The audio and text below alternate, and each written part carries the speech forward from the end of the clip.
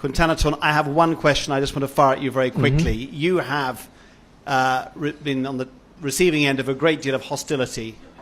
Many people are really dislike what you stand for, and in the eyes of some, you're the new Thaksin Shinawat. How do you feel about that, and how are you different from Thaksin? Well, like I said, we are trying to build a party here. It's not about myself, And talking about this, I would like to talk about my dream. The ultimate dream of this party is to change this country for the better.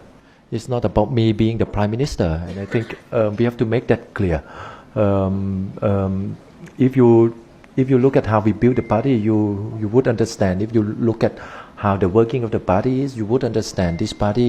The party working is totally different from the working of parties related to Kun Thaksin. So we are, and again, I trying not to be Thaksin by wanting to put my assets in the blind trust, and then this blind trust become a big issue of me trying to hide my assets, and they're accusing me of being another Thaksin. But no, the intention is we learned a lot from him, and the intention is to do what to do what is right, and I want to end the accusation of conflict of interest, which is the very big in the case of Thaksin. I want to end this conflict of interest by putting all my assets in this blind trust, and for the first time, the Thai politician gonna do this. So, Thank you, Michael. Do you want to put a question? Michael Mackey, freelance. You talked about this very laudable goal of an institutional party for Thailand. Yet, even in the process of having just set up a party, you talked about all the obstacles you faced. And I have two questions. Do you think that all these obstacles just arose because of what you were saying? Or do you think there was some degree of coordination between all the obstacles that you faced? And the second thing is, looking forward, actually, if you could answer that one first. Of struggles, you mean these lawsuits? Was it an I organized just mean plan? everything that you faced, the obstruction from the Electoral Commission at grassroots level. I think it's systematic. I think it's well planned. I cannot tell you what we have heard behind the scene, what I couldn't tell you because we don't have concrete evidence, but what I could tell you is that we believe it is politically motivated, and it has been done very, very systematic. And look, so thank you for that answer. But looking forward, do you not think that if it's systematic, the idea of an institutional party, which is itself institutional, counter-system, might see the people who are putting these sticking the boot in, to put no finer point on it, might see them step it up one step further?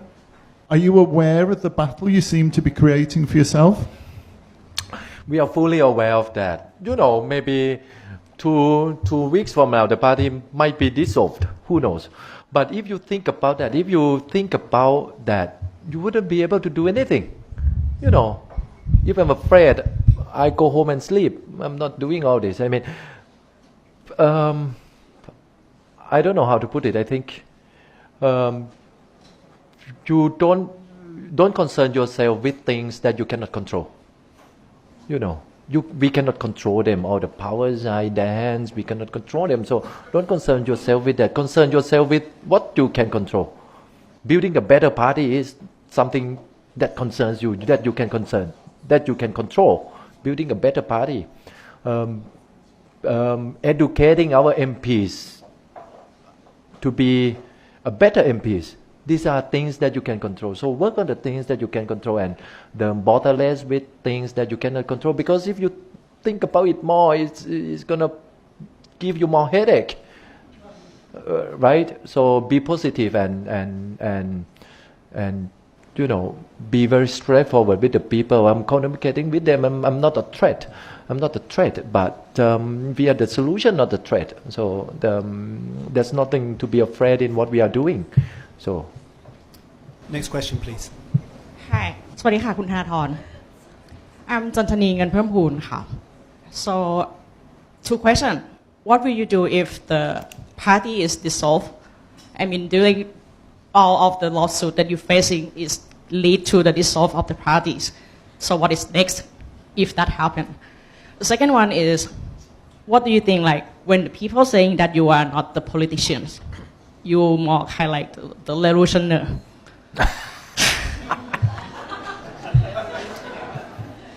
Okay. So the first question, what I'm gonna do if the party is dissolved, I'm gonna be unemployed. That's much is clear. not true. I'm just kidding. There are two scenarios after that. First, I'm gonna be in jail or not, because if they're gonna dissolve the party, I have to be, the executive committees of the party, executive directors of the party has to be criminally charged and be guilty. So that they can dissolve the party. So, if that's the case, I don't know. If I have to be in jail, so be it. That's what we prepare for. But if not, I would like to do some social work. I'm not going back to business. I'm not going to do any profit-oriented. I don't want to work in any profit-oriented organization again. I mean, work in a profit organization and push this profit. I have this profit maximization, the mindset for almost 20 years, and I have enough of it.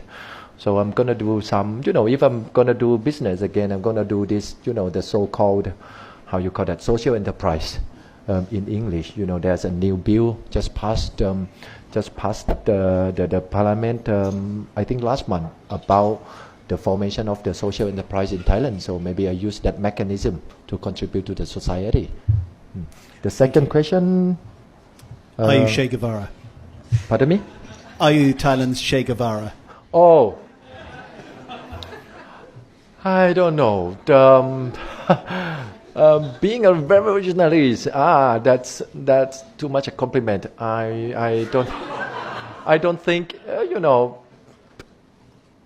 I'm not the radical, in that sense. I'm not the radical. What I'm trying to do, the dream of Thailand I want to make, it's not radical, it's normal. It's normal in many parts of the world and in places where you guys come from. Things that I'm talking about is normal. So it's nothing radical at all, except in this country, of course. So I think that's my answer.